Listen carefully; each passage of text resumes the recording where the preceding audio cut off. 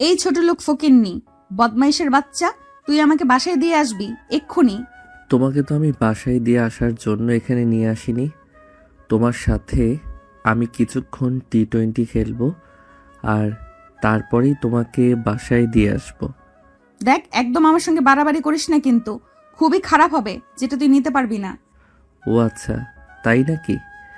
তাহলে ঠিক আছে, তুমি তোমার খেলা দেখাও, আমিও তোমার খেলা দেখতে চাই। তোর এই থানা আমি ঘুরিয়ে দেব বলে দিলাম। তুই আমার সম্পর্কে কোনো ধারণা রাখিস না। আরে বাবা, বললাম তো, তোমার যা ইচ্ছে তুমি তাই করতে পারো, কিন্তু তোমাকে আমি ছাড়ছি না, কারণ তুমি যেটা করেছো তা ক্ষমার অযোগ্য। তুই আমাকে ছাড়বি না তো? তুই জানিস না তো আমি কে। এই বলে প্রিয়াঙ্কা হাত উঁচিয়ে আশিককে একটা থাপ্পড় দিতে নিলেই আশিক প্রিয়াঙ্কার হাতটা ধরে ফেলল আর এক হাঁচকা টান দিয়ে নিজের বুকের সঙ্গে মিশিয়ে নিয়ে তার দুই ঠোঁটে নিজের ঠোঁট ডুবিয়ে দিল। প্রায় 2 মিনিট ধরে চুমু খেলো আশিক, আর তারপরেই প্রিয়াঙ্কাকে ছেড়ে দিল। আর এদিকে প্রিয়াঙ্কার আগে ফুসফুস করছে। কি ব্যাপার টমেটো ম্যাডাম, এভাবে আগুনের মতো লাল হয়ে গেছেন কেন? এই ছোট লোকের বাচ্চা, তোর এত বড় সাহস, তুই আমাকে চুমু খেয়েছিস? এখন তো শুধু চুমু খেয়েছি, যদি আমার সঙ্গে আর বাড়াবাড়ি করো তাহলে তোমার ওই দুটোও খাবো। হারামজাদা ইতর ছোট লোকের বাচ্চা, একবার তোর এখান থেকে বের হই, তারপর তো এমন অবস্থা করব যেটা তুই কল্পনাও করতে পারবি না। কি করবা, টি-20 খেলবা নাকি আমার সাথে? আমি কিন্তু প্রস্তুত আছি তোমার সঙ্গে খেলার জন্য। এখান থেকে একবার বের হই, তারপর তুই নিজেই দেখতে পাবি আমি তোর ঠিক কি করি। শহরে নতুন এসেছিস, তাই মনে হয় কোনো কিছুই জানিস না। হ্যাঁ ম্যাডাম, আপনি একদম ঠিকই বলেছেন। আমি এই শহরে নতুন এসেছি, এখানকার কোনো কিছু জানি না, আর আমি এখানকার কোনো কিছু জানতেও চাই না। আমি যেমন আছি তেমনই ভালো আছি। এই বলে আশিক প্রিয়াঙ্কাকে ছেড়ে দিয়ে লকআপের থালা লাগিয়ে তারপর নিজের টেবিলে চলে আসে। চেয়ারে বসতে না বসতেই টেলিফোনে একটা কল আসে। আশিক ফোনটা রিসিভ করে আর তখনই অপর প্রান্ত থেকে শুনতে পায়। আসসালামু আলাইকুম, inspector Ashiq hearing. Commissioner Raihan sir বলছি। শুনলাম তুমি নাকি একটা মেয়েকে তুলে এনেছো, ওকে একটু ছেড়ে দাও তো। স্যার, ও বিশাল বড় একটা অপরাধ করেছে, ওকে আমি এভাবে ছেড়ে দিতে পারি না। দেখো, ব্যাপারটা আমি দেখে নেব, এখন তুমি ওকে ছেড়ে দাও। ওর সঙ্গে ঝামেলায় যেও না, এটা তোমার জন্যই ভালো হবে। কিন্তু স্যার, আপনি ব্যাপারটা বোঝার চেষ্টা করুন। ওকে যদি আমরা এভাবে ছেড়ে দেই তাহলে আবারও এমন কিছু করতেই থাকবে যেটা আমাদের জন্য খারাপ হবে। আর বললাম তো, এটা নিয়ে তোমার এত প্যারা নেওয়ার কোনো কিছু নেই। তোমাকে আমি যেটা বলেছি সেটাই করো, এক্ষুনি ওকে ছেড়ে দাও। ঠিক আছে স্যার, আমি ছেড়ে দিচ্ছি, তবে আপনি এই কাজটা কিন্তু একদম ঠিক করেননি। এই মেয়েটা খুবই ডেঞ্জারাস, ওকে এভাবে ছেড়ে দেওয়া একদম উচিত নয়। কিন্তু ততক্ষণে কমিশনার সাহেব ফোন কেটে দিয়েছেন। আশিকের শেষ কথা ওনার কান পর্যন্ত পৌঁছায়নি মনে হয়। ফোনটা কাটার সঙ্গে সঙ্গেই লকআপের ভিতর থেকে প্রিয়াঙ্কা বলতে লাগলো। কি রে হারামজাদা ইতর ছোট লোকের বাচ্চা, আমি তোকে আগেই বলেছিলাম না আমাকে তুই এখানে আটকে রাখতে পারবি না? হ্যাঁ, তবে চিন্তা করো না, তোমাকে আমি আবার নিয়ে আসবো, আর যদি না আনতে পারি একদম আমার বেডরুমে নিয়ে যাব। তো সাহস দেখে আমি বাঁচি না। অন ডিউটিরত একজন অফিসার হয়ে আমাকে এভাবে থ্রেট দিচ্ছিস? তুমি তো বেঁচে গেছো ডার্লিং, আমি ডিউটিতে আছি বলে।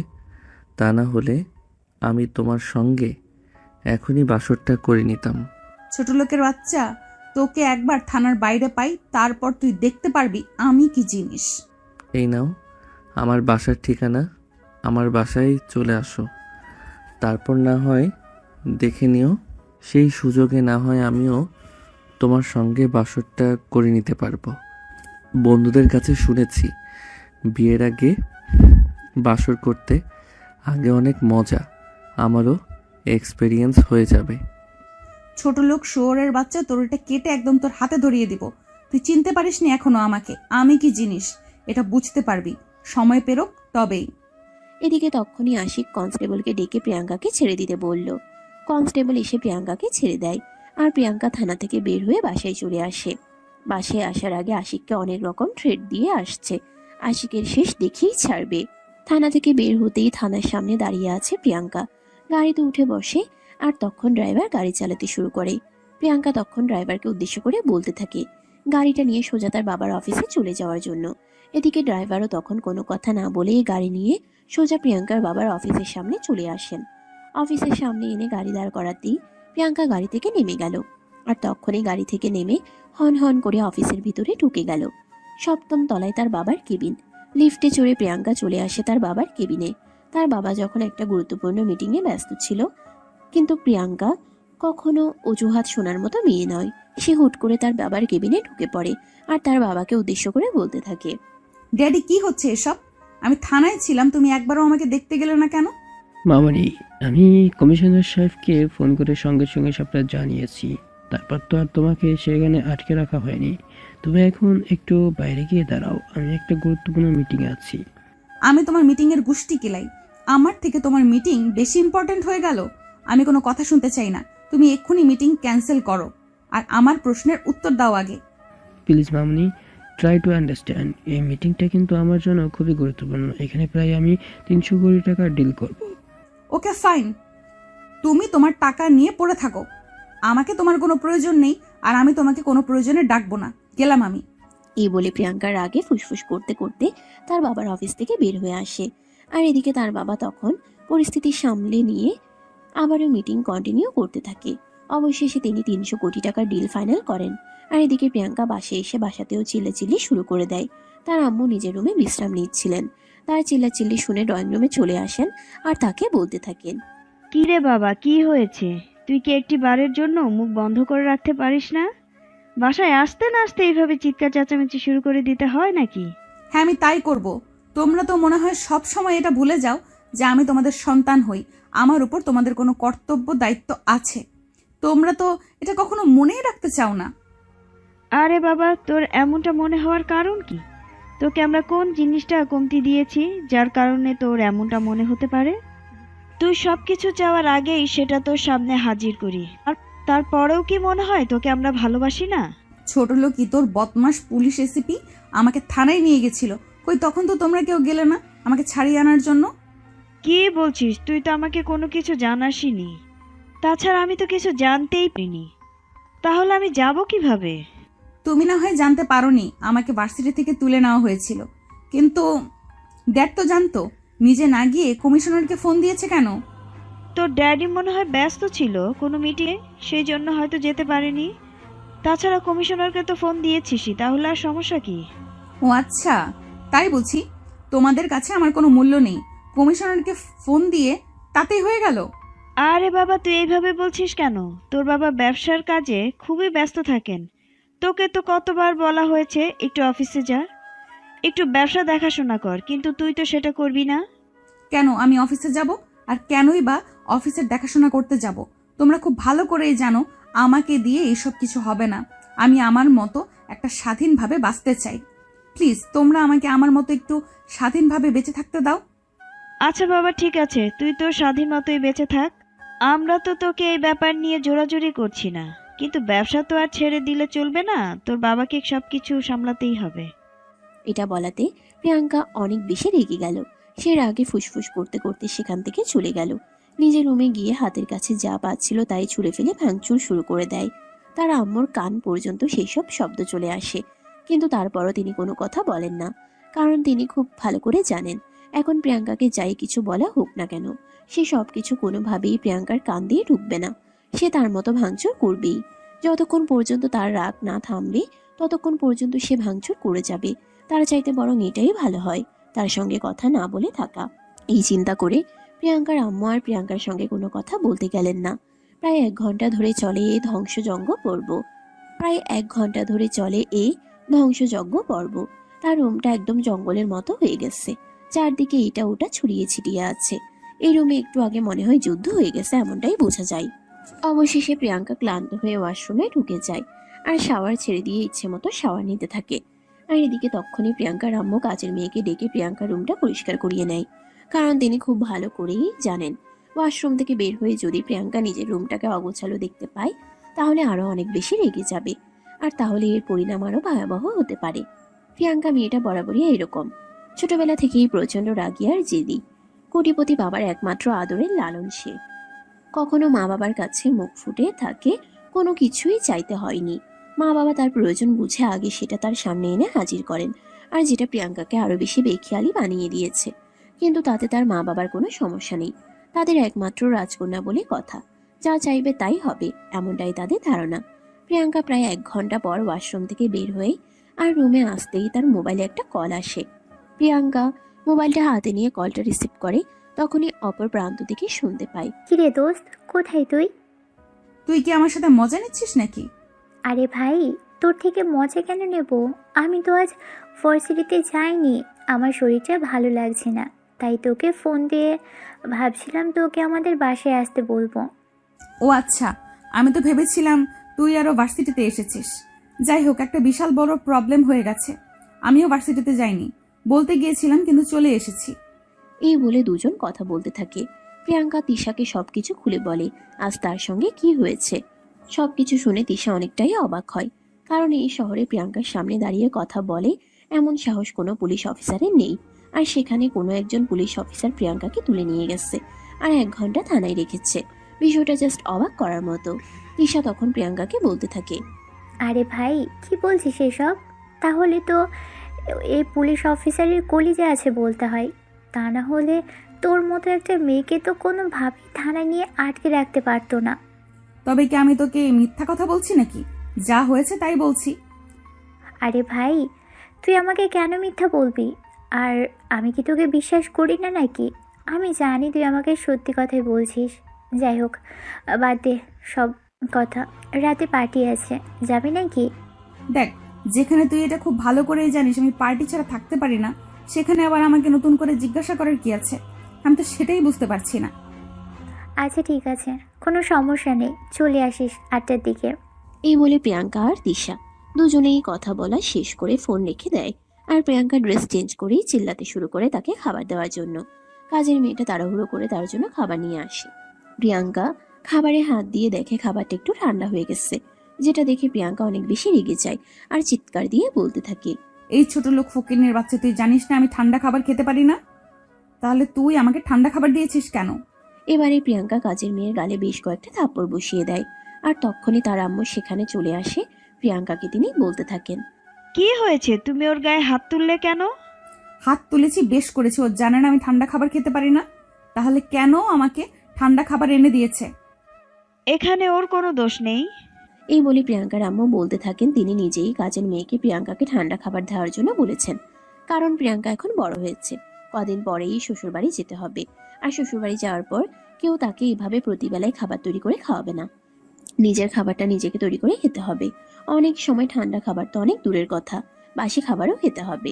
তাই এখন থেকে যাতে প্রিয়াঙ্কা অভ্যাস করতে পারে, সেই জন্যই তাকে একটু ঠান্ডা খাবার দেওয়া হয়। যদিও খাবারটা পুরোপুরি ঠান্ডা নয়, আধা ঘন্টা আগেই এটা তৈরি করা হয়েছে। কিন্তু প্রিয়াঙ্কা যখনই খাবার খাবে তখনই সঙ্গে সঙ্গেই তাকে খাবারটা তৈরি করে দিতে হয় কিনা তাই। মায়ের এমন কথা শুনে প্রিয়াঙ্কা অনেক বেশি রেগে যায় আর সে চিৎকার করে বলতে থাকে, এসব ফাজলামি শুরু হয়েছে আমার সঙ্গে? এসব কি ফাজলামো শুরু হয়েছে আমার সঙ্গে? আমি তো কিছুই বুঝতে পারছি না। আস্তে কথা বলো, গলা নামিয়ে, তবেই কথা বলবো। এখানে কেউ তোমার চিৎকার শুনতে বসে নেই, বুঝতে পেরেছো? কেউ তোমার সঙ্গে এখানে কোনো ফাজলামো করছে না। আমি শুধু তোমাকে বাস্তবতা কি জিনিস সেটা বোঝাতে চাচ্ছি। এই বলে প্রিয়াঙ্কার আম্মু কাজের মেয়েকে নিয়ে সেখান থেকে চলে গেলেন। আর এদিকে প্রিয়াঙ্কা তখন প্রচন্ড পরিমাণে রেগে গিয়ে আর খাবার খেলো না। সে অনলাইনে খাবার অর্ডার করে কিছুক্ষণের মধ্যেই খাবার চলে এলে খাবার খেয়ে সে বিছানায় শুয়ে ঘুমিয়ে পড়ে। আর সেই ঘুম থেকে উঠে সন্ধ্যার পরে আবারও তার বান্ধবী তাকে ফোন দিয়ে পার্টিতে যাওয়ার জন্য, আর সে ফোন পেয়ে বিছানা থেকে উঠে ফ্রেশ হয়ে রেডি হয়ে পার্টিতে যাওয়ার জন্য বের হচ্ছিল। তখনই পিছন থেকে তার আম্মু তাকে বলতে থাকে, কি ব্যাপার, তুমি এই সন্ধেবেলা কোথায় যাচ্ছ? কেন এখন কি আমাকে এই বাড়ি থেকে কোথাও বের হতে হলেও কারো কাছে অনুমতি নিতে হবে নাকি? কথাটা শোনা মাত্রই প্রিয়াঙ্কার আম্মু প্রিয়াঙ্কাকে একটা ধমক দেন আর বলতে থাকেন, তুমি মনে হয় ভুলে যাচ্ছ তুমি তোমার আম্মুর সামনে দাঁড়িয়ে কথা বলছো। আম্মুর সঙ্গে কখনো এভাবে কথা বলতে হয় না, সেটা কি তুমি জানো না? তাহলে আমার মনে হয় আমার আম্মুরও এটা জেনে রাখা উচিত যে আমিও তার মেয়ে হই। তবে এখন যথেষ্ট বড় হয়েছি, তাই আমার সমস্ত ব্যাপারে নাক গলানোর রাইট তার নেই। এই বলে প্রিয়াঙ্কা তার আম্মুকে আর কোনো কথা বলার সুযোগ না দিয়ে বাসা থেকে বের হয়ে গেল। প্রিয়াঙ্কার আম্মু নিজের মেয়ের ব্যবহারে ভীষণ কষ্ট পান, কিন্তু কিছুই করার নেই। মেয়েটাকে ছোটবেলা থেকে অনেক বেশি আদর আর ভালোবাসা দিয়ে এরকম বেয়াদব বানিয়ে ফেলেছেন। তাই এখন আর মেয়েকে শুধু শুধু দোষ দিয়ে কোনো লাভ নেই। এই মুহূর্তে মেয়েকে বদলানো একেবারে অসম্ভব। তাই তিনি এখন আর এসব বিষয় নিয়ে সেরকম একটা মন খারাপ করেন না। কারণ আগে থেকে যদি মেয়েকে শাসন বারণ করতেন তাহলে হয়তো আজ এই দিন দেখতে হতো না। এদিকে প্রিয়াঙ্কা বাসা থেকে গাড়ি নিয়ে বের হয়, আর তারপর সেখান থেকে সোজা তার বান্ধবীর বাসার সামনে চলে আসে। বাসার সামনে দাঁড়িয়ে গাড়ির হুইসেল দিতেই তার বান্ধবী বাসা থেকে বের হয়। গাড়িতে উঠতে উঠতে সে প্রিয়াঙ্কাকে বলতে থাকে, দোস্ত জানিস, লাইফ ইজ সো বোরিং। আর কিছু ভালোই লাগে না। সারাদিন শুধু একটু আড্ডা দিয়ে কাটাতে পারলেই যেন বেঁচে যাই। এসব পড়াশোনার ভালো লাগে না। হ্যাঁ দোস্ত, এটা তুই একদম ঠিক কথাই বলেছিস। এভাবে সময় কাটাতে আর ভালো লাগে না, জাস্ট বোরিং লাগে। একটু শান্তিতে থাকতে চাই। এই কথা বলতে বলতে প্রিয়াঙ্কা গাড়ি স্টার্ট করে। আর এভাবে কিছুক্ষণের মধ্যেই তারা দুজনে নাইট ক্লাবে পৌঁছে গেল। রাত তখন 1টার কাছাকাছি বাজে। দুজনে ক্লাব থেকে বের হয়, কিন্তু প্রিয়াঙ্কার অবস্থা একেবারেই নাজেহাল হয়ে গেছিল। সে গাড়ি চালাতে পারছিল না, বারে বারে গাড়ি এদিক সেদিক হয়ে যাচ্ছিল। তখনই প্রিয়াঙ্কার বান্ধবী তাকে বলতে থাকে, দোস্ত তুই গাড়ি চালিয়ে বাসা পর্যন্ত যেতে পারবি না? চল আমাদের বাসায় আজ আজ রাতে আমাদের বাসাতেই থাকবে। আরে না, কোনো সমস্যা নেই। আমি তোকে নামিয়ে দিয়ে বাসায় চলে যেতে পারবো, কোনো প্রবলেম হবে না। এগুলো বলে প্রিয়াঙ্কা আবারও মাতালের মতো গাড়ি চালাচ্ছিল। তখনই হঠাৎ একজন পুলিশ বাইক নিয়ে এসে তাদের গাড়ির সামনে দাঁড়ালো। প্রিয়াঙ্কা গাড়ি দাঁড় করায়। পুলিশ অফিসার নিজের মাথা থেকে হেলমেট খুলে রেখে গাড়িতে জানালার গ্লাসে হাতে টোকা দেয়, আর তখনও প্রিয়াঙ্কার গ্লাস নামায়। প্রিয়াঙ্কাকে দেখিয়ে পুলিশ অফিসার বলতে থাকে, আমি মনে মনে এরকমটাই ভেবেছিলাম, কারণ এই যে এত রাতের বেলা কোনো মানুষ এভাবে মাতাল হয়ে গাড়ি চালাতে পারে না, শুধুমাত্র বড় লোকের বখাটে যাওয়া মেয়েগুলো ছাড়া। আশিকের এমন কথা শুনে প্রিয়াঙ্কা মাতাল মাতাল কণ্ঠে আশিককে বলতে থাকে, এই অফিসারের বাচ্চা, তুই আমার এখানে এসেছিস কেন? আমি গাড়ি চালাচ্ছি, আমাকে গাড়ি চালাতে দে। আমাকে বাসায় যেতে হবে, ঘুম পাচ্ছে ভীষণ। I am so sorry madam, আমি বিয়ের আগেই বিধবা হতে চাই না। আমি তোমাকে এভাবে যেতে দিতে পারছি না। তুমি গাড়ি থেকে বের হও, আমি তোমাকে বাসায় পৌঁছে দেব। কিন্তু সেই কথা প্রিয়াঙ্কার কান পর্যন্ত পৌঁছালো কিনা বোঝা গেল না। তার আগে প্রিয়াঙ্কা ঘুমিয়ে ঢলে পড়ে গেল। একদিকে চোখে ঘুম, অন্যদিকে মদের নেশা এখনো কাটেনি। আজ প্রিয়াঙ্কা একটু বেশি খেয়ে ফেলেছে, কারণ সারাদিনের রাগ আর কন্ট্রোল করতে পারছিল না। প্রিয়াঙ্কা যখন একটু বেশি রেগে যায় তখনই নেশা একটু বেশি করে। এটা এই কয়েক বছর ধরেই চলে আসছে। আর এদিকে এভাবেই প্রিয়াঙ্কার নেশা একটু বেশি আসক্ত হয়ে গেছে। যখনই তার মেজাজ খারাপ হয়ে যায় তখনই সে ক্লাবে চলে আসে ইচ্ছে মতো নাচ গান করে, আর শেষে মদ খেয়ে বাড়িতে ফিরে। যদিও অধিকাংশ দিন তার বাবা ড্রাইভার পাঠিয়ে তাকে বাড়িতে নিয়ে যাওয়ার ব্যবস্থা করেন, কারণ তিনি মেয়েকে কিছু বলতে পারেন না। অনেক আদরের মেয়ে, তাই মেয়ে মনে কষ্ট পাবে এরকম কোনো কিছুই কখনোই করেন না। কিন্তু আজ প্রিয়াঙ্কার আম্মু প্রিয়াঙ্কার বাবাকে ড্রাইভার পাঠাতে নিষেধ করেছেন। এদিকে প্রিয়াঙ্কার বাবা আবার প্রিয়াঙ্কার আম্মুকেও ভীষণ ভয় পান। ভালোবেসে বিয়ে করেছিলেন কিনা এখনো সেই জন্য স্ত্রীর মুখের উপর কোনো কথা বলতে পারেন না। তাই আজ আর ড্রাইভার যায়নি। এদিকে আশিক যখন দেখতে পেল প্রিয়াঙ্কা ঘুমিয়ে গেছে, ওদিকে তার বান্ধবীও ঘুমে টলমলো করছে, তখন আশিকের আর কোনো উপায় দেখতে না পেয়ে গাড়িতে উঠে বসলো আর কনস্টেবলকে ফোন দিয়ে বলল তার বাইকটা নিয়ে যেতে। আশিক গাড়ি চালিয়ে প্রিয়াঙ্কার বান্ধবীকে তাদের বাড়ির সামনে নামিয়ে দিয়ে প্রিয়াঙ্কাকে নিয়ে তাদের বাড়িতে চলে আসে। প্রিয়াঙ্কা ঘুমে অচেতন হয়ে আছে। আশিক বাধ্য হয়ে প্রিয়াঙ্কাকে কোলে তুলে নিল। প্রিয়াঙ্কাকে কোলে নিয়েই কলিং বেল চাপ দেয়। প্রিয়াঙ্কার আম্মু এসেই দরজাটা খুলে দেয়। আশিককে দেখে তিনি বেশ অবাক হন আর বলতে থাকেন, বাবা, কে তুমি? আর আমার মেয়েকে কোথা থেকে নিয়ে এসেছো? আন্টি, আমার আপনাদের এলাকায় নতুন পোস্টিং হয়েছে। আমি এসপি আশিক আহমেদ। আপনার মেয়ে মদ খেয়ে মাতাল হয়ে রাস্তায় গাড়ি চালাচ্ছিল, আর সেটা আমার চোখে পড়ে, আর বাধ্য হয়ে আমি নিজেই তাকে বাড়ি পর্যন্ত পৌঁছে দিলাম। তোমাকে অসংখ্য ধন্যবাদ বাবা। দাঁড়াও, আমি ওকে রুম পর্যন্ত পৌঁছে দিয়ে আসি। তুমি এখানে বসো, আমি আসছি, তোমার সঙ্গে একটু কথা আছে। এই বলে প্রিয়াঙ্কার আম্মু প্রিয়াঙ্কাকে নিয়ে তার রুমে চলে গেলেন। প্রিয়াঙ্কাকে বিছানায় শুয়ে দিয়ে দরজাটা বাইরের দিক থেকে লক করে দিলেন, আর তারপরেই তিনি নিচে চলে আসেন। আশিক তখনও ড্রয়িং রুমে দাঁড়িয়েই প্রিয়াঙ্কার আম্মুর জন্য অপেক্ষা করছে। প্রিয়াঙ্কার আম্মু সেখানে দাঁড়িয়ে থাকতে দেখে বলতে থাকেন, আরে বাবা, কি ব্যাপার? তুমি এখনো ওখানে দাঁড়িয়ে আছো কেন? আমি না তোমাকে বসতে বলেছিলাম? না মানে আসলে আন্টি, আমি ডিউটিতে আছি তো, তাই আমাকে ফিরতে হবে। আরে বাবা, সে না হয় বুঝলাম, কিন্তু তুমি এই প্রথমবার আমাদের বাসায় এসেছো, এভাবে চলে যেতে পারো না। আমি তোমাকে খালি মুখে চলে যেতে দিতে পারি না।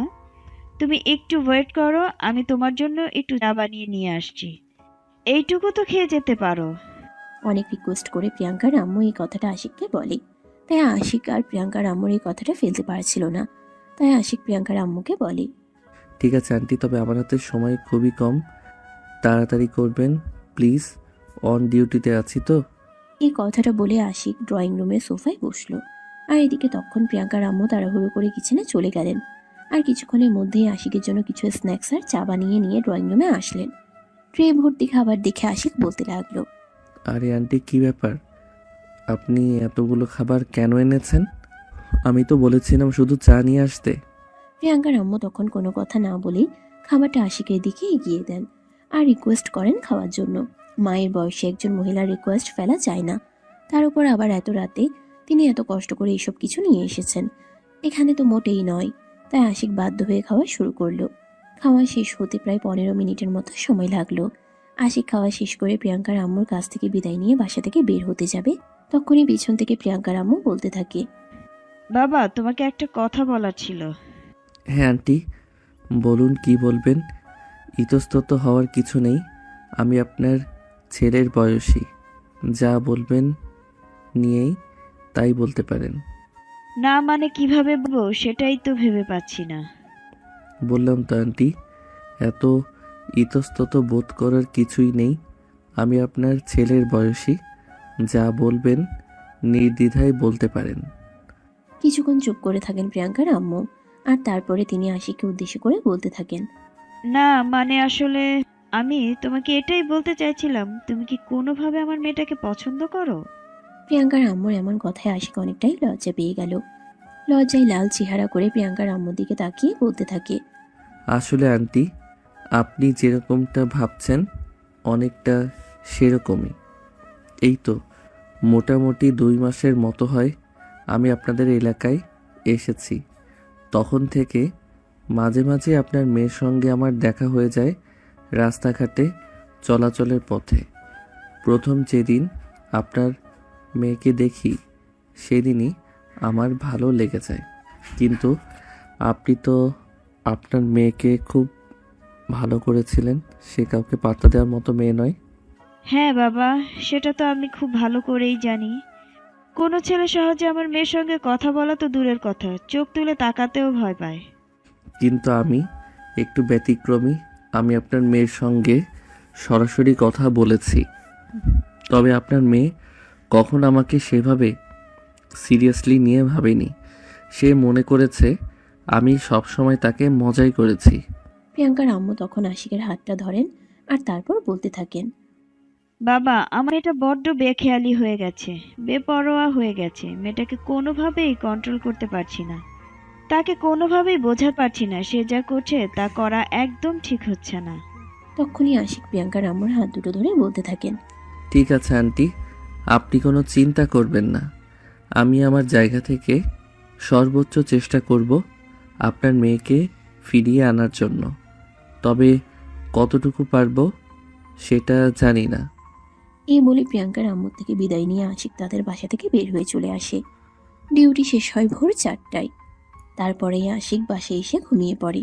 এদিকে পরের দিন সকালবেলা ঘুম থেকে উঠেই প্রিয়াঙ্কা যখন নিজেকে নিজের বেডরুমে আবিষ্কার করলো, তখনই সে তার আম্মুকে ডাকতে লাগলো। আর তার চিৎকার শুনে তার আম্মু তার রুমে আসে।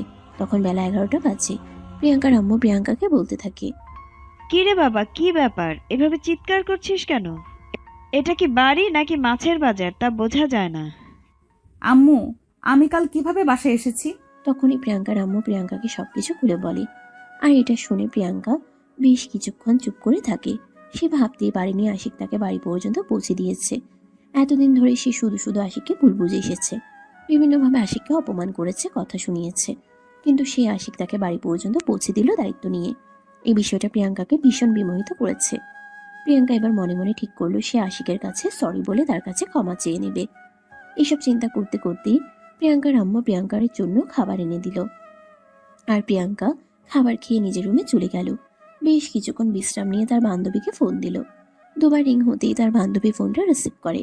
আর তখনই প্রিয়াঙ্কা বলতে থাকে, দোস্ত, তোকে একটা কথা বলার আছে। তুই কিছু বলার জন্য ফোন দিয়েছিস সেটা তো আমি খুব ভালো করেই জানি। এখন কথা না বাড়িয়ে বলে ফেল, কি বলবি? দোস্ত, আসলে কাল নাকি ওই পুলিশ এসিপি আমাদেরকে বাসায় পৌঁছে দিয়েছিল। হ্যাঁ, তুই তো একদম মাতাল হয়ে ঘুমিয়ে গেছিলি, গাড়ি ড্রাইভ করতে পারছিলিস না। আর তখনই উনি সেখানে চলে আসেন আর আমাদের দুজনকে বাসা পর্যন্ত পৌঁছে দেন। মানে ওই পুলিশের রেসিপি আমাদের দুজনকে বাসা পর্যন্ত পৌঁছে দিয়েছে। এই বলে প্রিয়াঙ্কা ফোনটা কেটে দেয়। আর মনে মনে ঠিক করে আশিকের কাছে এবার তাকে সরি বলতেই হবে, আর কোনো উপায় নেই। তাই সব ঠিক করলো, একটু পরেই থানায় যাবে। যেমন চিন্তা তেমনই কাজ। কিছুক্ষণের মধ্যেই রেডি হয়ে গাড়ি নিয়ে বাড়ি থেকে বেরিয়ে পড়ে। থানায় এসে পৌঁছতে তার আধা ঘন্টার মতো সময় লাগে। কিন্তু দুর্ভাগ্যবশত থানায় এসে দেখতে পেল আশিক থানাতে আসেনি। তখনই একজন ডিউটি অফিসারের কাছে জিজ্ঞাসা করে জানতে পারলো আশিক আজ ডিউটিতে আসবে না, তার নাকি জ্বর এসেছে। প্রিয়াঙ্কা ওই অফিসারের কাছে আশিকের বাসার ঠিকানা জানতে চায়। অফিসার যদিও প্রথমে প্রিয়াঙ্কাকে আশিকের বাসার ঠিকানা দিতে চাইছিল না। পরে প্রিয়াঙ্কা বাধ্য হয়ে অফিসারকে বলে আশিকের কাছে ফোন দিয়ে তার পরিচয় দিতে, তাহলে কোনো সমস্যা হবে না। তখন অফিসার বাধ্য হয়ে প্রিয়াঙ্কাকে আশিকের বাসার ঠিকানা দিল। প্রিয়াঙ্কা ঠিকানা নিয়ে বাসায় চলে আসে। আশিক বিছানায় শুয়েছিল, জ্বরে একদম কুপোকাত হয়ে গেছে। ভীষণ রকম জ্বর, গা পুড়ে যাচ্ছে। প্রিয়াঙ্কা যখন আশিকের গায়ে হাত দিয়ে দেখতে পেল এত জ্বর, তখন সে আর এক মুহূর্তও দেরি না করে ডাক্তারের কাছে নিয়ে গেল আশিককে। যদিও আশিক প্রিয়াঙ্কার সঙ্গে যেতে চায়নি, কিন্তু প্রিয়াঙ্কা জোর করেই তাকে নিয়ে গেছে। ডাক্তার দেখানো শেষ হলে প্রিয়াঙ্কা নিজেই ওষুধ কিনে তারপর আশিককে বাসায় নিয়ে আসলো। আশিকের বাসায় কোনো রান্না করা খাবার ছিল না, কারণ সে নিজেই রান্না করে খেত। যেহেতু সে অসুস্থ, তাই তার বাসায় রান্না করা হয়নি। সেজন্য প্রিয়াঙ্কা রেস্টুরেন্ট থেকে তার জন্য খাবারও নিয়ে আসে। বাসায় এসে প্রিয়াঙ্কা আশিককে বিছানায় শুয়ে দিয়ে তার শরীরটাকে মুছে দিল, আর তারপর নিজের হাতে খাবার খাইয়ে ওষুধ খাইয়ে দিল। আশিক পুরো সময়টা এক দৃষ্টিতে প্রিয়াঙ্কার দিকে তাকিয়ে আছে। সেজন্য নতুন প্রিয়াঙ্কাকে দেখছে। এই প্রিয়াঙ্কাকে সেজন্য বিশ্বাস করতে পারছে না, এমন একটা অবস্থা। সবকিছু শেষ হলে প্রিয়াঙ্কা আশিককে বলতে লাগলো, আই এম সো সরি। আসলে আমি আপনাকে সরি বলতে এসেছিলাম। এতদিন ধরে আপনার সঙ্গে যে আচরণগুলো করেছি সেগুলো আমার করা একদম উচিত হয়নি। আপনি কাল আমাকে যেভাবে দায়িত্ব নিয়ে বাসায় পৌঁছে দিয়েছেন, আপনার জায়গায় অন্য কেউ থাকলে হয়তো এটা করতো না। আর আজ তুমি আমার জন্য যেটা করেছো সেটা হয়তো আমার বউ ছাড়া অন্য কেউ করতো না। প্রচন্ড রকম শরীর খারাপ থাকা সত্ত্বেও দুষ্টুমির একটা হাসি হেসে প্রিয়াঙ্কাকে এই কথাটা বলে আশিক। তখনই প্রিয়াঙ্কা আশিকের মাথায় একটা থাপ্পড় দিয়ে বলতে থাকে, আপনি ভাঙবেন কিন্তু মচকাবেন না। সবসময় ইতরামি করতেই হবে। এসব ইতরামি ছাড়া আপনার চলে না বুঝি? চলবে কেমন করে? নিজের হবু বউয়ের সঙ্গে যদি এইটুকু ইতরামি না করতে পারি, তাহলে কার সঙ্গে ইতরামি করব বলে দাও একটু। আমি কি একবারও আপনাকে বলেছি যে আমি আপনাকে বিয়ে করব বা বিয়ে করতে চাই? তাহলে আমি আপনার হবু বউ হলাম কিভাবে বলেন শুনি? সব কিছু সবাইকে বলে দিতে হয় না। কিছু জিনিস আছে যেগুলো বুঝে নিতে হয়, আর আমি বুঝতে পারি তুমি আমাকে ভালোবাসো। ফাজলামো মার্কা কথা বাদ দেন। আপনার শরীর ভীষণ খারাপ ছিল বিধায় আমি ডাক্তারের কাছে নিয়ে গেছি, আর এতটুকু করেছি, নয়তো কখনোই করতাম না। হ্যাঁ, একদমই তাই। প্রিয়াঙ্কা কখনো এই কাজগুলো করতো না, কারণ প্রিয়াঙ্কা তার বাড়িতে কোনো কাজ করে না। একদম পায়ের উপর পা তুলে খাই বলা চলে। তার বাড়িতে কেউ কখনো তাকে কোনো কাজ করতে বলেও না, কারণ তার বাড়িতে কাজের লোকের কোনো অভাব নেই। সবাই সব রকম কাজ করে নেয়। আর এসব শুনে আশিক বলতে থাকে, মেয়েরা যত যাই কিছুই করুক না কেন, নিজের স্বামীর জন্য কিন্তু সব করতে পারে। স্বামীর জন্য তারা একদম সবসময় প্রস্তুত থাকে। ফালতু একটা। এসব কথা কে আপনাকে বলেছে? আমি শুধু মানবিকতার খাতিরে এতটুকু করেছি, তাছাড়া আর কিছুই না। চোর যখন চুরি করে ধরা পড়ে তখন এই কথাগুলোই বলে। যাই হোক, সেবা তো করেছো, আমি কিছু মনে করব না। এটা বলতেই প্রিয়াঙ্কা সেখানে আর এক মুহূর্তও দেরি না করে একটা দুষ্টুমির হাসি দিয়ে আশিকের বাসা থেকে বের হয়ে চলে আসলো সোজা নিজের বাসায়। প্রিয়াঙ্কা বাসায় প্রবেশ করতে যাবে, তখনই তার আম্মু পিছন থেকে তাকে বলতে থাকে, কি ব্যাপার, কোথায় গিয়েছিলে? এই তো আমার এক বন্ধুর সাথে দেখা করতে। কেন, কিছু হয়েছে নাকি? কি হয়েছে আর কি হয়নি সেটা তুমি খুব ভালো করেই জানো, কারণ আমি এটা জানি যে তুমি তোমার কোনো বন্ধুর সাথে দেখা করতে যাওনি, অন্য কোথাও গিয়েছিলে। হ্যাঁ, ওই পুলিশ এসিপির বাসায় গিয়েছিলাম সরি বলার জন্য, কিন্তু সেখানে গিয়ে দেখতে পেলাম তিনি অসুস্থ, তাই তাকে নিয়ে ডাক্তারের কাছে গেছি। ওষুধ কিনে বাসায় পর্যন্ত পৌঁছে দিয়ে এসেছি। এই বলে প্রিয়াঙ্কা তার আম্মুকে আর কোনো কথা বলার সুযোগ না দিয়ে রুমে চলে গেল। আর এরপর বেশ কিছুক্ষণ ব্যালকনিতে বসে থেকে গল্পের বই পড়ল। এভাবেই তার সন্ধ্যাটা কেটে গেল। রাতে পড়ার টেবিলে পড়তে বসলো, কিন্তু সে কোনোভাবেই বইয়ে মন বসাতে পারছিল না। তার মন পড়েছিল শুধু আশিকের কাছে। আশিক কি করছে, তার কি জ্বর কমেছে, সে কি খাওয়া দাওয়া করেছে, কেমন আছে এখন, এইসব হাজারো প্রশ্ন তার মনে ঘুরঘুর করছিল। কিন্তু এই মুহূর্তে আশিকের খোঁজ সে কিভাবে নিবে? আশিকের ফোন নাম্বার নিয়ে আসতে ভুলে গেছে। এদিকে সে নিজেকে স্থির রাখতে পারছিল না, বারবার আশিকের কথা মনে পড়ছিল। তাই সে আর এক মুহূর্তও দেরি না করে বাসা থেকে বের হয়ে পড়ে। তখন রাত 10টার কাছাকাছি। আশিকের রুমের দরজার সামনে দাঁড়িয়ে নক করে। আশিক রুমের ভিতরেই ছিল, কিন্তু বুঝতে পারছে না এই সময়ে কে এসেছে, কারণ এই সময় তো তার কাছে কারোর আসার কথা নয়। আর এই শহরে তার আপন বলতে কেউ নেই যে এত রাতে তার সঙ্গে দেখা করতে আসতে পারে। আশিক দরজা না খুলে ভিতর থেকে প্রশ্ন করে, কে? আরে দরজাটা তো খুলবেন, তারপর না হয় দেখুন কে এসেছে। সরি, এত রাতে আমার সঙ্গে দেখা করতে আসার মতো কেউ নেই। আপনি এখন চলে যেতে পারেন, কাল দিনে আসুন। বলতেই প্রিয়াঙ্কা আবারও দরজায় নক করতে থাকে আর বলতে থাকে, আরে আমি এসেছি আপনার সঙ্গে দেখা করতে। আপনি এমন কেন বলেন তো? মানলাম আপনি মেয়ে মানুষের থেকে নিজেকে একটু দূরে দূরে রাখেন, তাই বলে একটা মেয়ে মানুষ এত রাতে আপনার সঙ্গে দেখা করতে এসেছে, একটু কথা বলতে এসেছে, আপনি তার সঙ্গে দেখা না করে দরজা বন্ধ করে দিবেন? আশিক তখন প্রিয়াঙ্কার কণ্ঠস্বর শুনে প্রিয়াঙ্কাকে চিনতে পারে আর দরজাটা খুলে দেয়। সে প্রিয়াঙ্কাকে দেখা মাত্রই বলতে থাকে, আরে এত রাতে তুমি এখানে কি করতে এসেছো? আপনার কথা ভীষণ মনে পড়ছিল, আপনার শরীর কেমন আছে সেটা জানতে ইচ্ছে করছিল, কিন্তু আপনি তো আপনার ফোন নাম্বারটা আমাকে দিয়ে দেননি যে আমি ফোন দিয়ে আপনার খোঁজ খবর নিতে পারি, তাই এই পর্যন্ত আমাকে আসতেই হলো। এই যা, আপনি আমাকে এত কিছু করে দিলেন আর এটাই নিয়ে গেলেন না, এটা তো বড্ড ভুল হয়ে গেল। এই বলে আশিক নিজের মোবাইলটা বের করে প্রিয়াঙ্কার হাতে তুলে দিল আর বলল, এই নাও তোমার নাম্বারটা ডায়াল করো, তাহলে আমার নাম্বারটা পেয়ে যাবে। প্রিয়াঙ্কা তখন আর এক মুহূর্ত দেরি না করে আশিকের মোবাইলটা নিজের হাতে নিয়ে নিজের নাম্বার একটা ফোন দিল আর তারপর নিজের ফোনে নাম্বারটা সেভ করে নিয়ে আশিককে বলতে লাগলো, শরীর কেমন আছে এখন? এই তো আলহামদুলিল্লাহ, আগের থেকে অনেকটাই ভালো আছে। সব কিছুর জন্য থ্যাঙ্কস। থ্যাঙ্কস তো আপনাকে আমার দেওয়া উচিত, কারণ আপনার জায়গায় অন্য কেউ থাকলে সেটা কখনোই আমার জন্য করতো না। আমি একজন পুলিশ অফিসার, আর তখন আমি ডিউটিতে ছিলাম, আর এটা আমার কর্তব্য ছিল, তাই আমি শুধু আমার কর্তব্যটুকুই পালন করেছি, এর বেশি কিছুই না। হ্যাঁ, আপনি আপনার কর্তব্যই পালন করেছেন, হবু বউয়ের উপর থাকা কর্তব্য। এই বলে প্রিয়াঙ্কা একটা শয়তানি মার্কা হাসি দিয়ে আশিকের বাসা থেকে বের হয়ে চলে আসলো। সব কিছুই আশিকের মাথার উপর দিয়ে যাচ্ছিল, সে কোনো কিছুই বুঝতে পারছিল না। প্রিয়াঙ্কা কি আসলেই তার এইসব ফাজলামোকে সিরিয়াসলি নিয়ে নিচ্ছে? মানে আশিক প্রিয়াঙ্কার সঙ্গে ফাজলামি করে এইসব কথা বলতো, আর এইসব কিছু করতে সে কখনো প্রিয়াঙ্কাকে নিয়ে সিরিয়াস কি কোনো কিছুই ভাবেনি, কারণ প্রিয়াঙ্কা কোটিপতি বাবার একমাত্র আদরের রাজকন্যা, আর আশিক গ্রাম থেকে উঠে আসা সাধারণ একটা ছেলে। পড়াশোনা শেষ করে এই তো 1 বছরের মতো হয় পুলিশের চাকরি নিয়েছে। পুলিশের চাকরি নেওয়াটা ছোটবেলা থেকেই তার একটা স্বপ্ন ছিল, আর এতদিন পর সে তার স্বপ্নকে বাস্তবে রূপান্তর করতে পেরে অনেকটাই খুশি। প্রিয়াঙ্কা যখন বাসায় এসে পৌঁছায় তখন রাত 12টার মতো বাজে। অলরেডি বাড়ির সবাই ঘুমিয়ে পড়েছিল।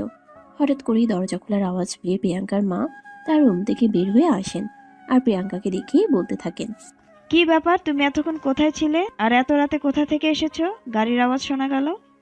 দেখো আম্মু, বারে বারে আমাকে সবকিছু জিজ্ঞেস করাতে আমার ভালো লাগছে না। তুমি তো জানোই আমি এত কৈফিয়ত দিতে পছন্দ করি না, তারপরও কেন কৈফিয়ত চাও আমার কাছে? প্রিয়াঙ্কার আম্মু তখন খুব ভালোভাবেই বুঝতে পারেন প্রিয়াঙ্কার কাছে আর কোনো কিছু জিজ্ঞাসা করে লাভ নেই, কারণ প্রিয়াঙ্কা উত্তর দিবে না। তাই তিনি আর কোনো কথা না বলেই নিজের রুমে চলে গেলেন। প্রিয়াঙ্কাও নিজের রুমে গিয়ে দরজা লাগিয়ে দিল।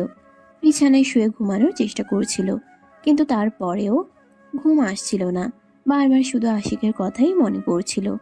তখন সে মনে মনে ভাবল, এখন তো আর কোনো চিন্তা নেই, আশিকের নাম্বার নিয়ে এসেছে, তাই সে চাইলেও আশিককে ফোন দিতে পারে। সে তখন আর 7-5 চিন্তা না করে মোবাইলটা বের করে আশিকের নাম্বারে ফোন দিল। 2-3 বার রিং হওয়ার পর আশিক ফোনটা রিসিভ করলো আর ঘুম ঘুম চোখে বলতে লাগলো, আসসালামু আলাইকুম, এসিপি আশিক হিয়ারিং। ওয়ালাইকুম আসসালাম ডিয়ার হবু জামাই, আমি আপনার হবু বউ বলছি। একটু টিটকারি দিয়েই এই কথাটা প্রিয়াঙ্কা আশিককে বলে।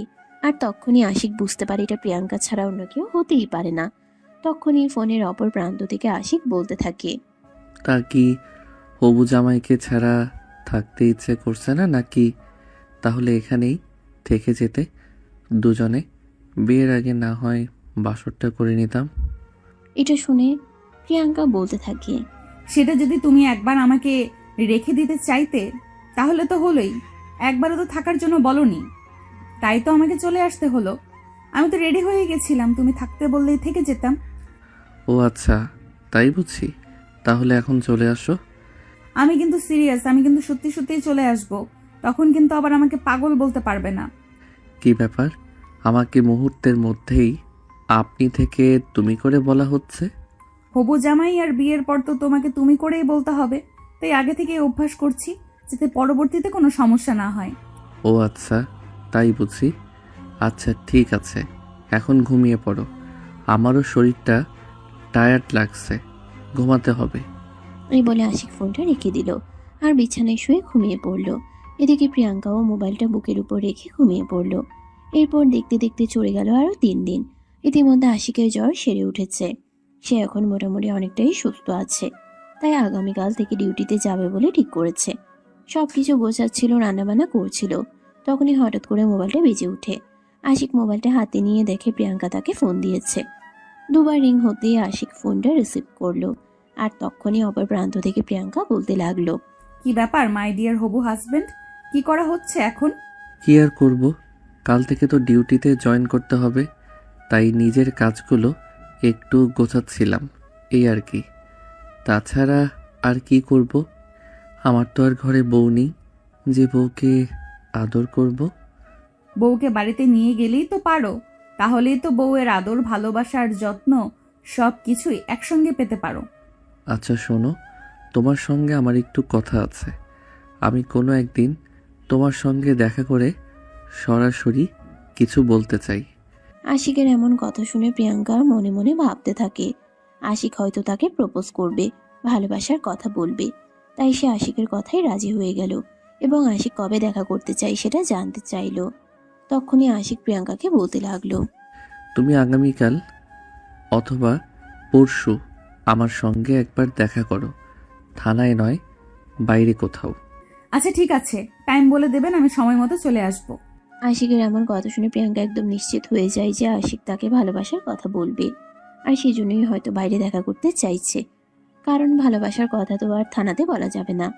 তাই প্রিয়াঙ্কা মনে আশা নিয়ে অপেক্ষা করতে থাকে কখন আশিক তাকে ডাকবে আর সে আশিকের সঙ্গে দেখা করতে যাবে, আশিকের কাছ থেকে ভালোবাসার কথা শুনবে।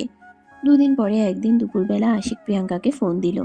প্রিয়াঙ্কা সঙ্গে সঙ্গে ফোনটা রিসিভ করলো আর তখনই অপর প্রান্ত থেকে শুনতে পেল, তুমি একটু রমনায় আসো, আমি তোমার সঙ্গে দেখা করতে চাই। প্রিয়াঙ্কা এই কথাটা শোনার পর মনে মনে এটা একদম শিওর হয়ে নেয় আশিক আজ তাকে প্রপোজ করবেই। তাই সে রেডি হয়ে বাসা থেকে বের হয়। আজকে সে একটা নীল রঙের শাড়ি পরেছে আর ইচ্ছে মতো জুয়েলারি কসমেটিক্স দিয়ে নিজেকে সাজিয়েছে, কারণ আজ তার বহু প্রতীক্ষার প্রতিফলন হতে যাচ্ছে। আশিক আজ তাকে প্রপোজ করবে। আজকের মতো খুশির দিন তার আর নেই। কিছুক্ষণের মধ্যেই রেডি হয়ে বের হয়ে গেল বাসা থেকে। গাড়ি নিয়ে আজ একাই গিয়েছে, ড্রাইভারকে সঙ্গে নেয়নি। রমনার কাছাকাছি এসে সে আশিককে ফোন দেয়। 2 বার রিং হতেই আশিক কলটা রিসিভ করে। তখনই প্রিয়াঙ্কা বলতে থাকে, কি ব্যাপার, কোথায় তুমি? পৌঁছে গেছো নাকি? না আসলে আমি এখনো পৌঁছাইনি, আমার একটা জরুরি কাজ পড়ে গেছিল, তাই একটু লেট হয়ে গেছে। তুমি কি পৌঁছে গেছো? আমি তো কাছাকাছি চলে এসেছি, আমার মনে হয় আমার আর বেশি হলে 5 মিনিটের মতো সময় লাগবে। ও আচ্ছা ঠিক আছে, কোনো সমস্যা নেই, তুমি একটু বসো, আমি 10 মিনিটের মধ্যে পৌঁছে যাব, বেশিক্ষণ লাগবে না আমার, রাস্তায় আছি। আচ্ছা ঠিক আছে, তাড়াতাড়ি চলে আসো। এই বলে প্রিয়াঙ্কা তখনই ফোনটা কেটে দিল আর তখনই গাড়ি চালিয়ে রমনায় চলে গেল। কিছুক্ষণ পরেই আশিক চলে আসলো সেখানে। তবে প্রিয়াঙ্কা যেরকমটা ভেবেছিল, আশিক হয়তো আজ শার্ট কিংবা পাঞ্জাবি পরে আসবে, কিন্তু আশিক সেরকম কিছুই করলো না। সে ইউনিফর্ম পরেই সেখানে পৌঁছালো। প্রিয়াঙ্কা তাকে দেখে একটু অবাক হয়ে বলতে লাগলো, কি ব্যাপার, তুমি ইউনিফর্ম পরে এখানে চলে এসেছো? হ্যাঁ, আমি তো তোমাকে বললাম আমি একটু ঝামেলায় পড়ে গেছিলাম, তাই ডিউটি শেষ করে তোমার সঙ্গে দেখা করতে চলে এসেছি। বাসায় যাওয়ার সময় পাইনি। ও আচ্ছা, ঠিক আছে, কোনো সমস্যা নেই, বসো। কি খাবে, চা নাকি কফি? আসলে এখন কোনোটাই আমি খাবো না, তোমার সঙ্গে একটু জরুরি কথা বলতে এসেছি, সেটা বলেই চলে যাব। আমার আবার বিকেলেও কাজ আছে। আশিকের এমন কথা শুনেই প্রিয়াঙ্কার মেজাজটা একটু খারাপ হয়ে গেল। কারণ সে মনে মনে এমনটাই ভেবে রেখেছিল আশিক হয়তো বা একটা ফুলের তোড়া কিংবা অন্য কিছু নিয়ে এসে তাকে প্রপোজ করবে, কিন্তু সেরকমটা তো কোনো কিছুই হলো না। কিন্তু তারপরেও সে নিজেকে সামলে নিল আর আশিক বলতে লাগলো, আচ্ছা ঠিক আছে, কোনো সমস্যা নেই, কিন্তু তুমি আমাকে এখানে কেন ডেকে এনেছো সেটা তো বলবে। আসলে আমি তোমাকে কিছু বলতে চাই, তুমি আগে সব কিছু মনোযোগ দিয়ে শুনবে, তারপর আমার কথার উত্তর দিবে। এই বলে আশিক বলতে শুরু করে।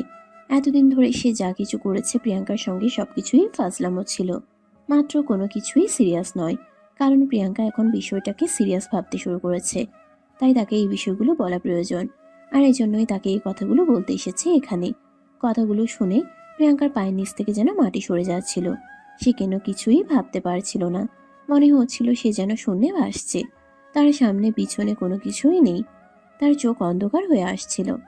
কিন্তু তারপরও সে নিজেকে সামলে নিয়ে আশিককে বলতে লাগলো, আচ্ছা ঠিক আছে, কোনো ব্যাপার না, তবে তোমাকে একটা কথা বলে রাখি, এইরকম সেন্সিটিভ ব্যাপার নিয়ে আমার সঙ্গে যা করেছো করেছো, অন্য কারোর সঙ্গে এরকম কিছু করো না, তাহলে সহ্য করতে পারবে না। এটা বলেই প্রিয়াঙ্কা আর এক মুহূর্ত দেরি না করে কান্না করতে করতে সেখান থেকে চলে গেল। আশিক বুঝতে পারে প্রিয়াঙ্কা মনে কষ্ট পেয়েছে, কিন্তু তারপরও সে মনে মনে এটা ভাবে যে সময়ের সাথে সাথে সবকিছুই ঠিক হয়ে যাবে। কারণ কোনো কিছুই চিরস্থায়ী নয়, সবকিছুর অভাব দিনে দিনে একভাবে না একভাবে পূরণ হয়ে যায়। প্রিয়াঙ্কা চলে যাওয়ার পর আশিক সেখান থেকে নিজের বাসায় এসে ফ্রেশ হয়ে আবারও কিছু কাজ করার জন্য থানায় চলে যায়। এদিকে প্রিয়াঙ্কা কান্না করতে করতে বাসায় প্রবেশ করে। প্রিয়াঙ্কার এমন চেহারা দেখে তার মা ভীষণ অবাক হন আর প্রিয়াঙ্কাকে বলতে থাকেন, কি রে মা, কি হয়েছে? তুই এভাবে কান্না করছিস কেন? কারোর সঙ্গে ঝগড়া করিস নাকি? না আম্মু, সেরকম কিছুই হয়নি। তাছাড়া আমি কেন কারোর সঙ্গে ঝগড়া করতে যাব? আমি একদম ঠিক আছি, কোনো ব্যাপার না। এই বলে প্রিয়াঙ্কা নিজের রুমের দিকে চলে যাচ্ছিল। কিন্তু প্রিয়াঙ্কার আম্মু খুব ভালোভাবে বুঝতে পারে প্রিয়াঙ্কার কিছু একটা হয়েছে, তাই তিনি আবারও পিছন থেকে প্রিয়াঙ্কাকে বলতে থাকেন, আরে বাবা, তুই যদি এটা খুলে না বলিস যে তোর কি হয়েছে, তাহলে আমরা বুঝবো কি করে? বল না কি হয়েছে। তখনই প্রিয়াঙ্কা থেমে গেল আর তার আম্মুকে ধমক দিয়ে বলতে লাগলো, কি ব্যাপার আম্মু, তোমাকে আমি কি বললাম তুমি শুনতে পাওনি নাকি? তুমি জানো না বারে বারে প্রশ্ন করা আমার একদম ভালো লাগে না। প্রিয়াঙ্কার আম্মু তখন খুব ভালোভাবে বুঝতে পারলেন প্রিয়াঙ্কা ভীষণ মন খারাপ করে আছে আর প্রচন্ড পরিমাণে রেগে আছে, তাই তাকে এই মুহূর্তে প্রশ্ন না করাটাই ভালো। তাই তিনি আর কোনো কথা বললেন না, নিজের মতো নিজের রুমে চলে গেলেন। আর এদিকে প্রিয়াঙ্কাও নিজের রুমে চলে আসলো। রুমে এসে সঙ্গে সঙ্গে দরজাটা বন্ধ করে দিল। বিছানার ওপর শাড়ি চুড়ি সব খুলে ছুঁড়ে ফেলতে লাগলো। কান্নায় তার বুক ফেটে যাচ্ছিল, কিন্তু সে চিৎকার করে কান্না করতে পারছিল না। সবাই শুনলে কি ভাববে? ওয়াশরুমে ঢুকে যায় আর ঝর্ণা ছেড়ে দিয়ে ইচ্ছে মতো কান্না করে। 2 ঘন্টা পর ওয়াশরুম থেকে বের হয়। ততক্ষণে তার চোখ দুটো ফুলে একদম কলাগাছ হয়ে গেছে। তার কোনো কিছুই ভালো লাগছিল না। ব্যালকনিতে গিয়ে বসে থাকে দোলনায়। আকাশের দিকে তাকিয়ে আকাশ দিকে দূরের আকাশ যা বিশাল, মেঘগুলো কি সুন্দর তার বুকে ঠাঁই করে নিয়েছে। দেখতে অপরূপ লাগছে এই দৃশ্য। এসব কিছু মনে মনে ভাবতে ভাবতেই প্রিয়াঙ্কা দোলনাতে বসে কখন যেন ঘুমিয়ে গেল। সেটা তার আর খেয়াল ছিল না। প্রিয়াঙ্কার যখন ঘুম ভাঙলো তখন সন্ধ্যা হয়ে এসেছিল। প্রিয়াঙ্কা দোলনা থেকে নেমে রুমে চলে আসে। বেশ কিছুক্ষণ সাউন্ড বক্সে গান বাজায়, কিন্তু তারপরেও তার কিছুই ভালো লাগে না। কিছুক্ষণ গল্পের বই পড়ে, কিন্তু তাতেও মনোযোগ দিতে পারছিল না। অবশেষে নিজের পড়ার বই নিয়ে বসলো। সেটা তো আরও অসহ্য লাগছিল, তাই সে সবকিছু ফেলে মোবাইল হাতে নিয়ে ফেসবুক স্ক্রল করতে থাকে। এভাবে দেখতে দেখতে কখন যে রাত পেরিয়ে গেল সে টের পেল না। ফজরের আগের দিকে তার ঘুম পেয়ে গেল। ঘুম ভাঙলো পরের দিন বিকেলের দিকে, কিন্তু সে রুম থেকে বের হলো না। ইতিমধ্যে তার আম্মু তাকে অনেকবার ডাকাডাকি করলো, কিন্তু সে কোনো সাড়া শব্দ করলো না। তার আম্মু ভীষণ চিন্তায় পড়ে গেল, কেন সে এমন করছে কিছুই বুঝতে পারছে না। প্রিয়াঙ্কার বাবা এটা দেখতে পেলে প্রিয়াঙ্কার আম্মুকে বলেন, কি ব্যাপার, কি হয়েছে প্রিয়াঙ্কার? ওকে এইভাবে ডাকাডাকি করছে কেন? কি হয়েছে আমি তো সেটাই বুঝতে পারছি না। কেন মেয়েটা রুমের দরজা খুলছে না, বাইরে আসছে না, কোনো সারা শব্দ পর্যন্ত করছে না? দাঁড়াও, তুমি একটু ওয়েট করো, আমি ডেকে দিচ্ছি। এই বলে প্রিয়াঙ্কার বাবা প্রিয়াঙ্কার নাম ধরে ডাকতে থাকেন। তখন রাত 8টার মতো বাজে। বেশ কিছুক্ষণ ডাকাডাকি করার পর প্রিয়াঙ্কা তার বাবার ডাকে সাড়া দেয় আর বলতে থাকে, কি ব্যাপার, কি হয়েছে? তোমরা এভাবে আমাকে ডাকাডাকি করছো কেন? আমি কি মরে গেছি নাকি যেভাবে ডাকাডাকি করতে হবে? আরে বাবা, এগুলো কোন ধরনের কথা? তুমি সেই কাল রাতে রুমে প্রবেশ করেছো, আর এরপর থেকে তোমার কোনো সাড়া শব্দ নেই। আজ রাত 8টা বাজে, এখন পর্যন্ত তুমি একবারের জন্য রুম থেকে বের হচ্ছ না। কি হয়েছে তোমার, সেটা তো বলবে নাকি? আমার কোনো কিছুই হয়নি। আমার জাস্ট ভালো লাগছে না, প্লিজ আমাকে বিরক্ত করো না। আমাকে একটু আমার মতো একা থাকতে দাও। এভাবে তো হয় না মা, তুই রুম থেকে বের হ, খাওয়া দাওয়া কর। সেই কাল দুপুরে খেয়েছিস, এরপর তো আর তোর খাওয়া দাওয়া হয়নি। অলরেডি সারাদিন সারা রাত কেটে গেছে। তোমাদেরকে আমি কি বললাম তোমরা শুনতে পাওনি? তারপরও কেন বারবার আমাকে প্রশ্ন করছো? আমাকে একটু আমার মতো থাকতে দাও তো। আমার এসব কিছু একদম ভালো লাগছে না। অনেক জোরে চিৎকার দিয়ে কথাটা বলে প্রিয়াঙ্কা। তখন তার আব্বু আম্মু আর কোনো কথা না বলে সেখান থেকে চলে যান। তারা বুঝতে পারেন কিছু একটা হয়েছে, যার জন্য প্রিয়াঙ্কা এমন করছে। তা না হলে তো এমন করার কথা নয়, কিন্তু কি হয়েছে তারা সেটাই বুঝতে পারছেন না। তখনই হঠাৎ করে প্রিয়াঙ্কার আম্মুর মনে পড়ল প্রিয়াঙ্কা কাল দুপুরের পরে রেডি হয়ে কোথাও গিয়েছিল। সে কার সঙ্গে দেখা করতে গিয়েছিল চিন্তা করলেই হঠাৎ করে মনে পড়ে গেল আশিকের কথা। আশিক তো প্রিয়াঙ্কার আম্মুর সঙ্গে বলেছিল। তখনই প্রিয়াঙ্কার আম্মু আশিকের নাম্বারটা জোগাড় করে তার নাম্বারে ফোন দিল। হঠাৎ করে আশিকের ফোনে একটা অচেনা নাম্বার থেকে ফোন আসে।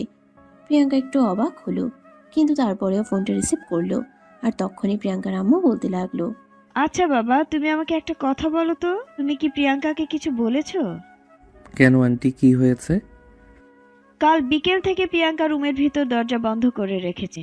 এই যে ডাকাডাকি করছি, রুমের দরজা খুলছেই না, বাইরেও আসছে না, খাওয়া খাচ্ছে না, কারো সঙ্গে কোনো কথা বলছে না।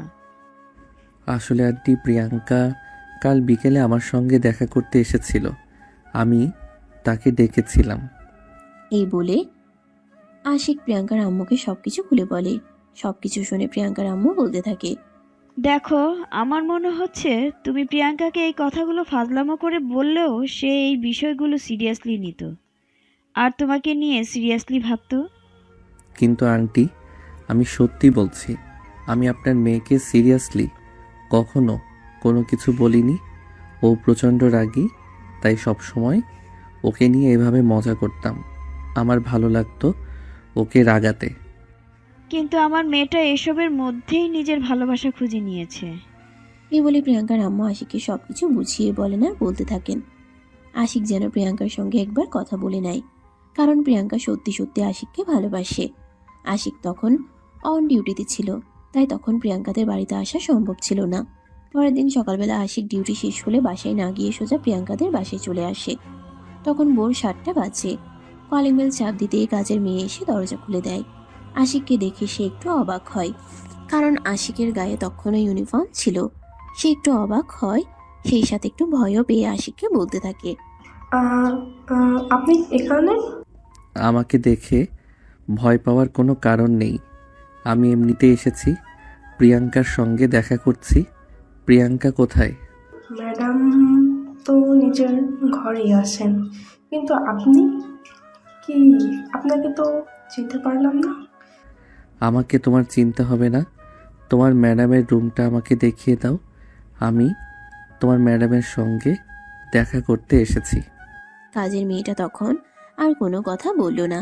সে তখন আশিককে নিয়ে সোজা প্রিয়াঙ্কার রুমের সামনে চলে গেল। প্রিয়াঙ্কার রুমের দরজার সামনে দাঁড়িয়ে কাজের মেয়েটা আশিককে বলে, স্যার, এইটা ম্যাডামের রুম। আপনি ম্যাডামকে ডাক দেন, আমি এখান থেকে চলে যাই। ম্যাডাম আমাকে দেখলে বকা দিবে। আশিক তখন কোনো কথা বলার আগেই কাজের মেয়েটা সেখান থেকে দূরে চলে গেল। আশিক রুমের দরজায় বেশ কয়েকবার নক করলো। এই প্রিয়াঙ্কা, প্রিয়াঙ্কা কোথায় তুমি? রুমের দরজা খোলো, আমি এসেছি তোমার সঙ্গে কথা বলতে। বেশ অনেকক্ষণ নক করার পর রুমের দরজাটা আপনা আপনি খুলে যায়। আর তখনই আশিক রুমের ভিতরে প্রবেশ করে, কিন্তু রুমের ভিতর থেকে রুমে কেউ নেই। তাই সে ব্যালকনির দিকে এগিয়ে যায়। দেখতে পাই প্রিয়াঙ্কা ব্যালকনিতে দাঁড়িয়ে আকাশের দিকে তাকিয়ে আছে, এক মনে কিছু একটা দেখছে।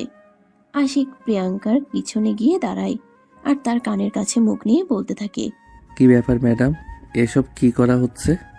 এভাবে হঠাৎ করেই পিছন থেকে কারোর গলার আওয়াজ শুনে চমকে যায় প্রিয়াঙ্কা। লাফিয়ে পিছন ফিরে তাকাতে একদম আশিকের ঠোঁটের ভিতর তার দুই ঠোঁট ঢুকে গেল। আশিকও কম যায় কিসে, প্রায় 2 মিনিট ধরে চুমু খেলো আর তারপর ছেড়ে দিল। প্রিয়াঙ্কা আশিকের থেকে ছাড়া পেয়ে বলতে লাগলো, এসব কি হলো? আপনি এভাবে আমাকে চুমু খেলেন কেন? ও মা, যে মানুষটা আমাকে নিয়ে এতভাবে এত চিন্তা করে, আর তাকে এই সামান্য চুমু খেতে পারি না আমি? না, পারেন না, কারণ আপনারা পুরুষ মানুষ। আপনারা আসলেই বেঈমান। আপনারা মানুষের ভালোবাসার মূল্য দিতে জানেন না। ও আচ্ছা, তাই বুঝি শুধু মেয়ে মানুষই ভালোবাসার মূল্য দিতে জানে? হ্যাঁ, কারণ আপনি আমাকে মায়ায় ফেলেছেন। আমি আপনার মায়ায় পড়েছি, আর এখন কিনা আপনি বলেন আপনি আমাকে ভালোবাসেন না। আর যদি বলি তোমাকে মায়ায় ফেলতে গিয়ে আমি নিজেই মায়ায় পড়ে গেছি? মিথ্যা বলবেন না। আপনি শুধু এতদিন আমার সঙ্গে ফাজলামি করেছেন, সেটা তো আপনি নিজেই বলেছেন। আপনি তো কখনো আমাকে ভালোবেসে কাছে পাওয়ার জন্য এসব কিছুই করেননি। আশিক প্রিয়াঙ্কার কোমরে হাত রেখে আর এক হাত দিয়ে প্রিয়াঙ্কার থুতনিটা উঁচু করে ধরে আর তারপর বলতে থাকে, যদি বলি গত পরশুদিন যেগুলো বলেছি সেগুলো মিথ্যা ছিল, তাহলে? নিজেকে পৃথিবীর শ্রেষ্ঠতম সুখী মানুষ মনে করব। তাহলে তাই করতে পারো, কারণ আমি তোমাকে সত্যিই ভালোবাসি। আমি শুধু তোমাকে একটু যাচাই করে দেখে নিতে চেয়েছিলাম। আসলে তুমি একটু রাগী তো, আর তোমাকে রাগাতে আমার ভীষণ ভালো লাগে। ও আচ্ছা, তাই বুঝি? দাঁড়াও তবে দেখাচ্ছি মজা। এই বলে প্রিয়াঙ্কা আশিকের বুকে কিল ঘুষি মারতে লাগলো। আর তখনই আশিক প্রিয়াঙ্কাকে টান দিয়ে নিজের আরো কাছে টেনে নিয়ে জড়িয়ে ধরলো। দুজন এতটাই কাছাকাছি চলে এসেছে যে দুজন দুজনার নিঃশ্বাসের শব্দ শুনতে পাচ্ছে। তখনই প্রিয়াঙ্কার লজ্জা পেয়ে আশিককে ধাক্কা দিয়ে নিজের থেকে ছাড়াতে চাইলে, কিন্তু আশিক ছেড়ে দেওয়ার পাত্র মোটেও নয়। সে প্রিয়াঙ্কাকে টান দিয়ে নিজের আরো কাছে টেনে নেয় আর প্রিয়াঙ্কার ঠোঁটে নিজের 2 ঠোঁট ডুবিয়ে দেয়। বেশ কিছুক্ষণ এভাবেই চলতে থাকে। হঠাৎ করে কেউ একজন রুমের দরজায় নক করে। আশিক প্রিয়াঙ্কাকে ছেড়ে দেয়, একদম ধরা পড়া চোরের মতো চুপসে যায়। তখনই প্রিয়াঙ্কা বলতে থাকে, কি ব্যাপার? কি হলো? এখন ছেড়ে দিলে কেন? এই যা, রুমের দরজাটা বন্ধ করতে ভুলে গেছিলাম। এই বলে আশিক রুমের ভিতর চলে আসলো। দেখতে পেল প্রিয়াঙ্কার আম্মু সেখানে এসেছে। তখনই আশিক প্রিয়াঙ্কার আম্মুকে বলতে লাগলো, হ্যাঁ আন্টি, বলুন। বাবা প্লিজ কিছু একটা তো বলো। দেখুন আন্টি, আমি কি বলবো ভেবে পাচ্ছি না, তবে আমি আপনাকে এটুকু বলছি। দেখুন, আমার ফ্যামিলিতে আমার আম্মু ছাড়া কেউ নেই, আর আমার আম্মু এই মুহূর্তে অসুস্থ, তাই যা সিদ্ধান্ত নেওয়ার আমাকেই নিতে হবে। দেখো প্রিয়াঙ্কা আমাদের একমাত্র মেয়ে। আমাদের মেয়ের জন্য আমরা সব করতে পারি, যা ইচ্ছে তাই। প্রয়োজন হলে মানুষ আমার মেয়ের জন্য আমরা কিনেও আনতে পারি। হ্যাঁ আন্টি, আপনাদের ব্যাপারে আমি সব কিছুই জানি, আর আপনাদের ব্যাপারে আমার খুব ভালো ধারণাও আছে। দেখুন, হয়তো আপনার মেয়েকে রাজকীয় লাইফস্টাইল আমি দিতে পারবো না, তবে ডাল ভাত খাইয়ে সুখে রাখতে পারবো। এইটুকু ভরসা আমার উপর রাখতে পারেন। আচ্ছা ঠিক আছে, তোমার আঙ্কেলের সাথে আমি এই ব্যাপারে কথা বলবো। তোমরা কথা বলো, আমি আসছি। এই বলে প্রিয়াঙ্কার আম্মু সেখান থেকে চলে গেল। আর তখনই প্রিয়াঙ্কা গিয়ে রুমের দরজাটা লাগিয়ে দিল। আশিক চলে যেতে চাইছিল, তখনই আশিককে আটকে দিয়ে প্রিয়াঙ্কা বলতে লাগলো, কি ব্যাপার? এখন কেন চলে যাচ্ছ? এখন তো আমি রুমের দরজা লাগিয়ে দিয়েছি। এখন তো আর আমার সাথে রোম্যান্স করতে কোনো সমস্যা নেই। এই যে ম্যাডাম, একজন পুলিশের সামনে দাঁড়িয়ে আপনি কথা বলছেন, আপনার বুঝি একটু লজ্জা করছে না? ভয় লাগছে না? লাগছে না, লাগবেই বা কেন? আমি তো 2 দিন পরেই এই পুলিশটার বউ হব। 2 দিন পরে তো তাকে আমার রাজত্ব কায়েম করতে হবে। তাহলে তাকে ভয় পাওয়ার কি আছে?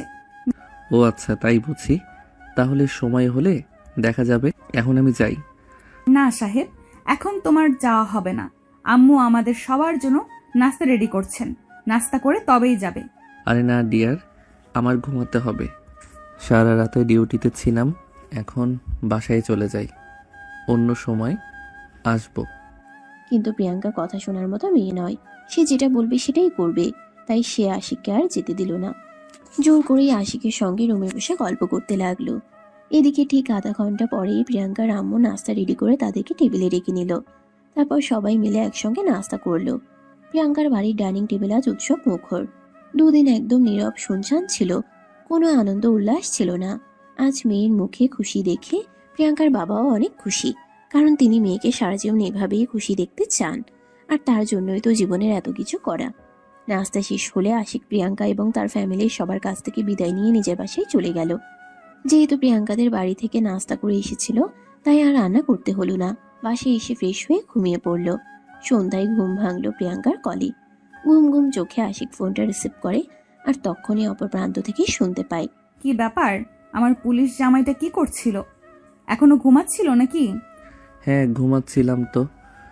দিলে তো আমার ঘুমটা ভাঙিয়ে। এটা কিন্তু তুমি একদম ঠিক করলে না। বেশ করেছি, ঘুম ভাঙিয়ে দিয়েছি।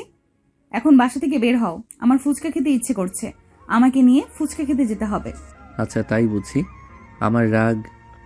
আমার রাগী বউটার এখন ফুচকা খেতে ইচ্ছা করছে। হ্যাঁ, ফালতু কথা বন্ধ করে তাড়াতাড়ি রেডি হও, আমি আসছি। এই বলে প্রিয়াঙ্কা ফোনটা কেটে দেয় আর বাসা থেকে বের হয়ে পড়ে। আশিকের বাসা থেকে তার বাসার দূরত্ব প্রায় 20 মিনিটের মতো। ততক্ষণে আশিক রেডি হয়ে যাওয়ার কথা।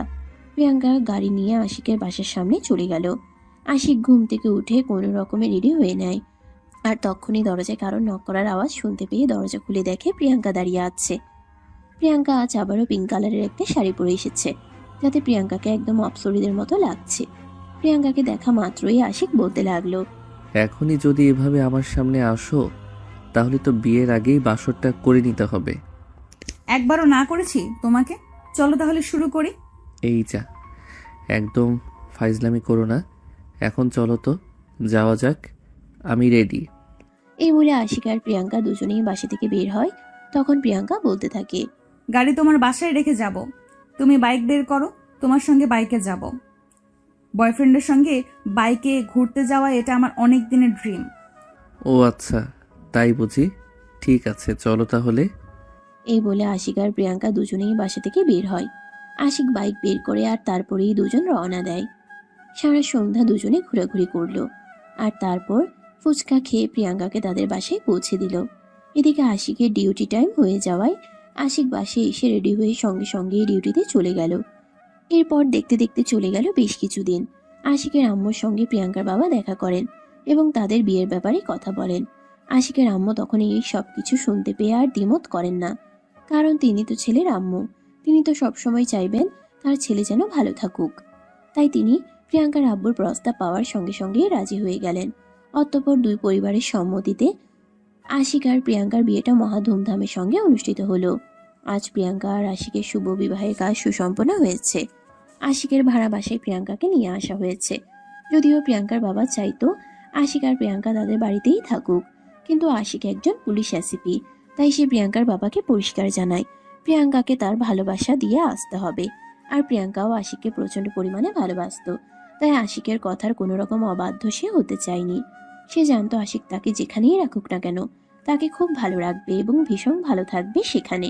আশিক 3 রুমের একটা ফ্ল্যাট ভাড়া নিয়েছে, যেখানে এক রুমে তার আম্মু থাকতো আর অন্য রুমে প্রিয়াঙ্কাকে নিয়ে সে থাকবে, আর একটা গেস্ট রুম হিসেবে থাকবে। আশিকের রুমটা ফুলে ফুলে সুন্দর করে সাজানো হয়েছে, আর সেই সব ফুলের মাঝে একটা গোলাপ, সেটা হলো প্রিয়াঙ্কা। হ্যাঁ, বিছানার উপর বসে আছে। রাত 11টা।